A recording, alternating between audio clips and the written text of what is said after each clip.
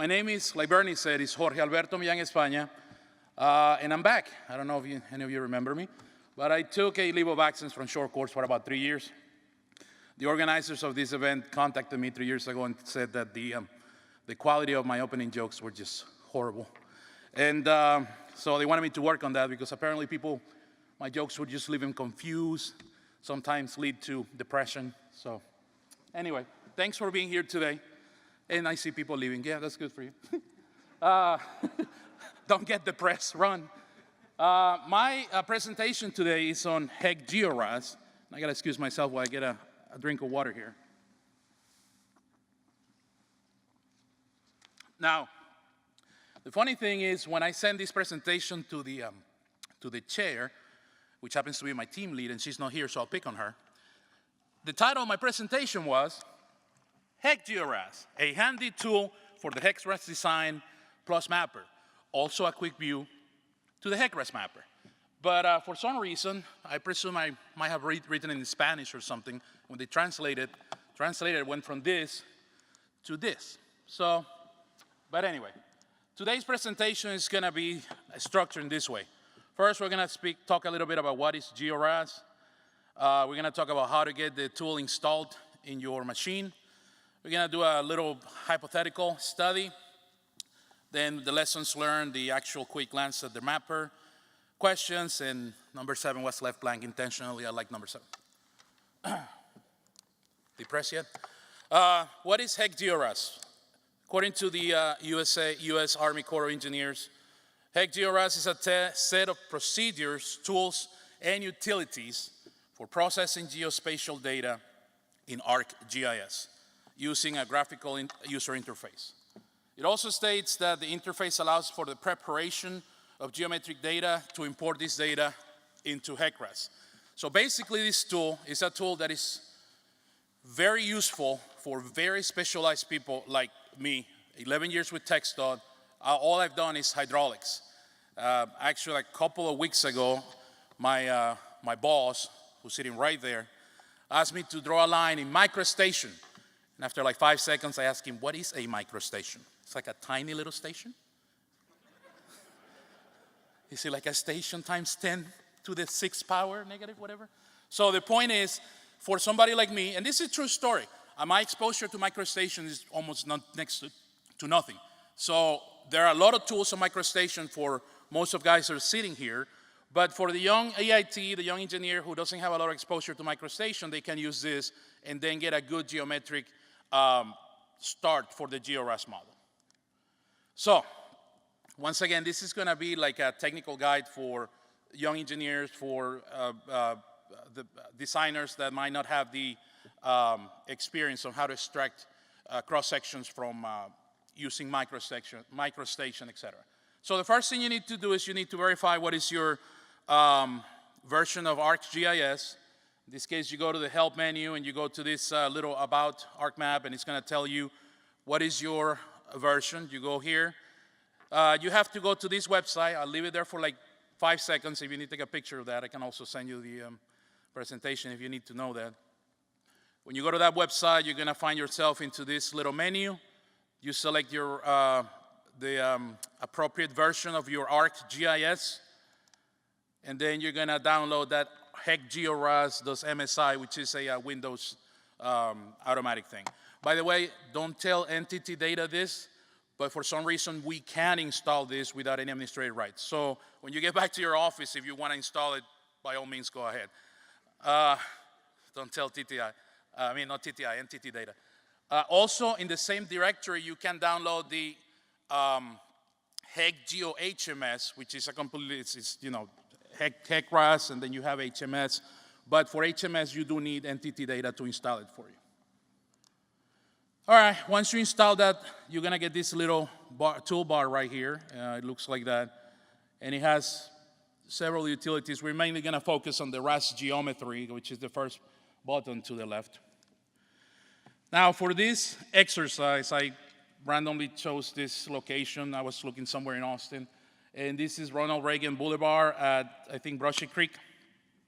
And so this is kind of what it looks like. Again, completely hypothetical, just an exercise. The good thing about this location, though, is that there is an actual model that exists. And since I also manage the SCAR contracts, I just happen to have the Brushy Creek model from the city of Round Rock. So when you go to the HecGeoRas model, this is basically what you have. So this is the existing effective HecGeoRas model. And for the purpose of this exercise, at the end, we're going to compare and see what it looks like from what they have from what we acquire. Now, for the purpose of these presentations, I'm assuming you know how to acquire data elevation models, elevation data from different sources. Made a presentation like 5 years ago where a lot of people got depressed, and it was about how to acquire data from TNRIS. Anybody? Nobody? Nobody's laughing, Travis, you see? I told you that was a bad joke, man. Anyway, if you contact me, I can send you that information, but basically with that presentation, you can get to this point really easily following similar step-by-step cases. But again, I'm gonna assume you know how to do this. The most easily, freely available data on the state of Texas comes from the TNRIS website, the Texas Natural Resource Information Systems. And that's where I acquired this. Again, I also hope you have certain level of GIS knowledge. This data was huge, and I had to create a raster to clip it to make it smaller, because otherwise it takes, hours for this stuff to run. So once you have that data and you add it to your GIS, the next step is to get into actual HecGeoRas tool, and we're gonna work with the create RAS layers. So for this exercise, we're gonna create the stream center lines, the bank lines, the flow path center lines, and the cross-sections cut lines. So you click on each one of those ones I just mentioned, and you go create stream center line. It asks you to put a name. I typically just leave it default as river. And then the stream center line has been created. Next, the bank lines. Similar, the bank lines has been created. For the flow path layer, for some reason, it asks you if to follow the river line, but we haven't still created it yet, so I just tell it no. Put a name, flow path default, and it creates the flow path. And finally, the cross-section lines. And once you create all those layers, they're gonna show up right here on the left side of your GIS. If you don't have those there by that point, you might wanna go back and check and make sure what are you missing. So the next step, excuse me. The next step is to actually draw these lines into GIS. We're gonna go to the editor and start editing. And you're gonna select, what is the laser? Okay. And then when you go to the editor, it's gonna give you the option to select which layers to create. In this case, we start with the river, right there, over there. And you create it as a line. So again, basic GIS knowledge, you go into it, click, click, click, click, click, and you create the river. By the way, this has to be created from upstream to downstream for this program. If you create it backwards, it will export it as a upside down river flowing upstream like in Houston. Next, you stop your editing and ask you to save it. You say yes, and you're done with your river. You have it right there. The next step, you follow the same process, and I'm not gonna go again step by step. It's very similar. You go click start editing. You go back to the previous where you select the river or the banks.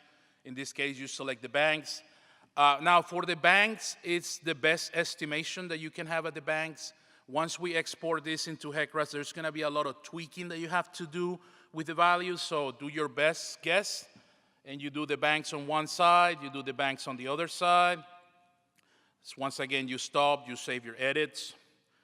Then the flow path. The flow path is basically gonna be the extent of your model, of the model that is gonna be exported into HecGeoRas. So basically, in this case, I have my center line, I have the banks, and I say, well, my cross sections are gonna go from about here to right here.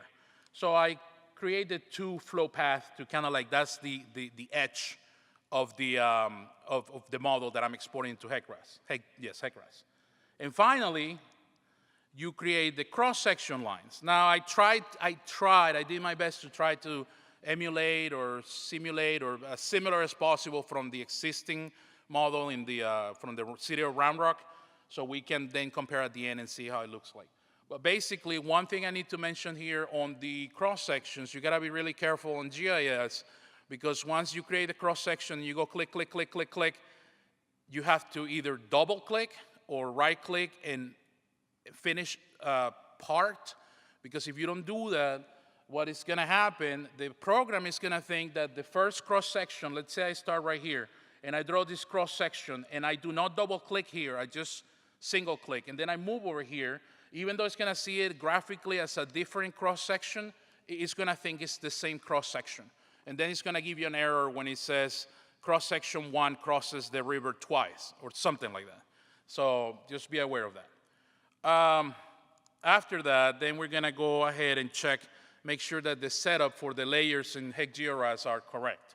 You do this by going to the RAS geometry menu, layer setup, and you get to this menu. Now, since when I was doing this exercise in my computer, I realized, oops, I forgot to create a tin. So the data elevation model that I added to my model, to my GIS, is a raster.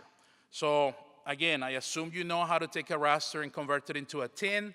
Once again, if you need help, you can always call me. But I created a tin based on the raster. Again, right now it says no, there was nothing. I went back, created a tin, and then bam, right there. So in here, you gotta make sure that the following 4 values are inputted correctly. The tin, then in the next menu on the layers, you gotta make sure that these 2 are also correct, and you have the river, or whatever you name your river, and the cross-section, or whatever you name them.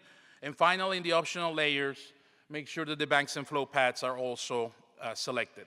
Typically, it goes there by default, no problem, but like you said, in the very first one is when I realized, like, oops, I forgot to create a tin. So it's always good to go here and never miss this step. Once you check that all your layers are set up correctly, you go to OK. And now we're gonna start creating all the data based on the center line and the cross-section. So once again, the way this works so far, we've gone to create the RAS layers. We create those 4 layers, then we go to the next one. Then we go here, and finally we go here. So it's pretty easy to follow. So typically I try to see if I'm lucky enough that I'm gonna go to the streamline attributes and I'm gonna say, create them all, and I'm gonna have no problems. But you know, with my luck, I always get some kind of error. So in this case, I clicked all. It asked me to, you know, if it has the right layers, whatnot, you click OK. Obviously, I get an error in the stream length tool. So what I do is I go back and I actually select individual. I create the topology, then the length and the elevations one by one. Go back to the topology, click on it. The river topology was successfully created. Yay. Then I go to the length and stations, which is where I received the error.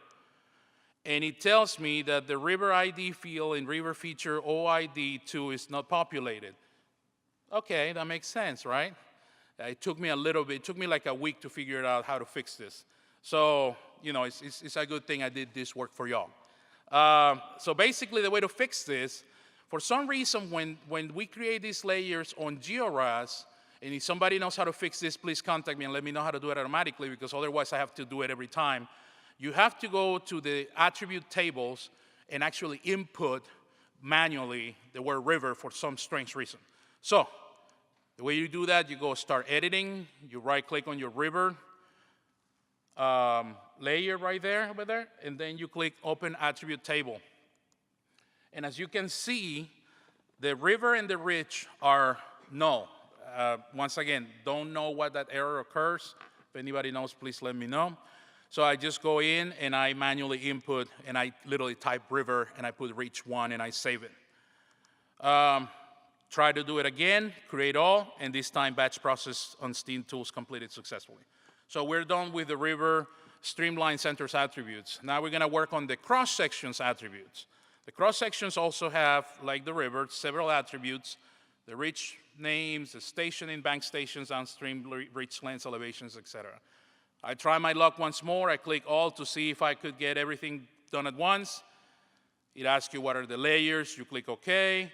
And obviously, there is an error in the error occur in the reach length tool. So I go back and try to do one by one, river reach name, stationing. Once I get to the reach length, I get this error. The line type attribute is not populated in the flood path feature. Once again, no idea what it does that, but it happens. So you have to go once again, go to the start editing, open the attributes table, right click, and as you can see, the lines are null. So you have to go in and I just type line, which it works. I guess you could type chicken or Jorge and it still might work, I don't know. But line works, so why type chicken? Anybody depressed yet? Okay. Batch process, once go back again and try to do all of them, and this time everything works and the job is completed. How am I doing on time? I'm good, right? Okay. I actually feel like I'm going too fast. I'm sure they're happy to get out of here early. So, the last thing you do on GIS, and excuse me for a second. How you doing, sir? It's a guy over there looking at me. You click on Export RAS Data. This is the button that is actually going to create the data that you're then going to import into HecGeoRas from GIS. So you click on it. It shows you something like this. You click OK, and then bang. After going through some process where it's creating layers and data and stuff, it gives you this GIS data for RAS exported successfully. You click OK, and we're done with GIS. So the next step is to go into HecGeoRas and import this data from HecGeoRas. Once again, I assume you all have basic knowledge on HecGeoRas. You go into HecGeoRas and you click on the geometric data, and then it opens this little window that you might have seen before. You're going to go to File. You're going to go to Import Geometric Data, and finally GIS Format. Now, once you're there, you're going to go find that, that file that you created on GIS. Now, another error that I found as I was doing this exercise is for some reason I didn't put a name to the other file. I just called it nothing.rasimport.sdf. And when you try to open that, it does not recognize it. So you have to put a name, whatever you want to put, you go back. So I went back and I actually changed the name to something. Okay, right here. Error file name, not valid. I went back and I changed it to 2018 short course presentation, or short presentation course. Is that right? Oh my God, sorry. Short presentation course. And then it actually imported it this time. It was able to open it. So you click on it. It's going to open this little menu right here. Typically, everything is just, once again, pretty default, pretty straightforward, kind of like next, next, next. The first thing you have to check, make sure you're working in metric. Yes? No? Nobody? Come on, man. It's the rest of the world system. Come on, let's go back to metric, no? Okay, Keith is telling me you are on fire or you are fired. I don't know what he's saying. Okay. Again, my boss is right there. I'll take that as you're on fire. Good jokes. Thank you for the clap over there. Is that because of the metric system? I don't know what's going on. I'm going to keep moving forward. You click next. Obviously, here in the States, we use customary systems. You click next. You're going to make sure that you have all of this checked in. Once again, this comes like default. Not a lot of changes that you have to do in here. Now, I will tell you this. If you don't see like a whole bunch of this stuff already pre-selected here and all of this blank, you did something wrong. Again, it happened to me many times until I perfected the way of the path or whatever. I would always get a whole bunch of blanks here, which will import the actual cross-sections locations, but when you open the cross-sections, they were completely blank. There was no data. So, you know, this is a good indication that you're in the right path. Finally, you click Finish Import Data down here, and this is what you got. As you see, this is kind of what we did. It looks exactly what we did on GIS, and it imported the cross-sections in here. You have the name of the river, et cetera, the banks. Now, this only imports the geometric data. As you know, as you hopefully know, in HecGeoRas, there is a lot more that needs to be done to complete a HecGeoRas model. But one of the things that immediately you can see when I open the cross-section here is that, for instance, well, first of all, the resolution is not that good, and I'll talk about that here in a minute. But as you can see, the bank stations are like completely in the wrong place. So you still have to go back and do a lot of editing to make sure the banks are in the right location. You have to add the end values for left of bank, right of bank, the center line. You have to, there's still a lot of work that you have to do at this point, but at least you have something to start the work from. Now, what I wanted to do on this exercise was to compare the cross-section I got, and I think I got that cross-section from right here. I think that's where the bridge is in the other, in the effective model. So this is the cross-section we acquired, and the cross-section from the model looks, from right here, the cross-section looks like this. Okay, let's go back to the other one, and back to this. Well, as you can see, they're obviously a mirror image of each other. Nod. So, as you can see, this has to do with the available data that you have. Like I said, the most available free data for the state of Texas comes from TINRIS. At least that's my understanding. Any other data that you require, for your project, depending on risk of how much detail of survey data you need, you might need to get a survey done, which obviously will give you something that looks a little more like this and not like what my 4-year-old daughter draws, on Sunday schools, which looks like that. Now, with that, I wanted to talk a little bit about what are the things we learned here today. And what time is it? I feel like I'm going too fast. All right. Early lunch. So, couple of things. First of all, microstation is not a station times 10 to the 6th power, as we learned that earlier. Nobody? Okay. This is an easy-to-use GIS tool as long as the terrain data is available. If you don't have really good data, your cross-sections, the cross-sections you're going to acquire are going to be kind of not so good quality, kind of crappy. Like I said, the results are only as good as the data available. In other words, it's the whole thing about trash in, trash out. If your data is trash, what you're going to get from the cross-sections is trash. And again, remember, this is also based on how much risk are you willing to take. If I'm in the middle of nowhere, like I always said, if I'm doing a bridge in the middle of nowhere, and if somebody floods, just cows and horses are going to learn to swim, so be it. But if my bridge is just downstream of the governor's house, I'm gonna do better. I'm gonna get some really good data. This tool is soon to be discontinued because basically the Corps of Engineers have to be keeping up with every update. Remember the very first slide where there were like all the versions of ArcGIS 10.1, 10.2, 10.3. Every time GIS upgrades, the Corps has to go back and upgrade their tool, and they're tired of this. So this whole, presentation I gave you, this is going to be discontinued. So, then why you wasted 30 minutes of our lives? You see, now you're getting depressed, right? Joke's on you. Now, actually, it is my understanding this is soon to be replaced by the RAS Mapper capabilities that I mentioned at the very beginning of the presentation. And with that, I'm going to do just a little bit on Mapper. Excuse me. I had Mapper installed on my computer, and I tried to play with it. Well, I shouldn't say Mapper. I had HecGeoRas 5.05, which is the latest one, installed on my computer, and I tried to play with it. And honest, my own personal opinion, when it comes to the GIS component of it, it's not very user-friendly. Just setting up projection was kind of like painful.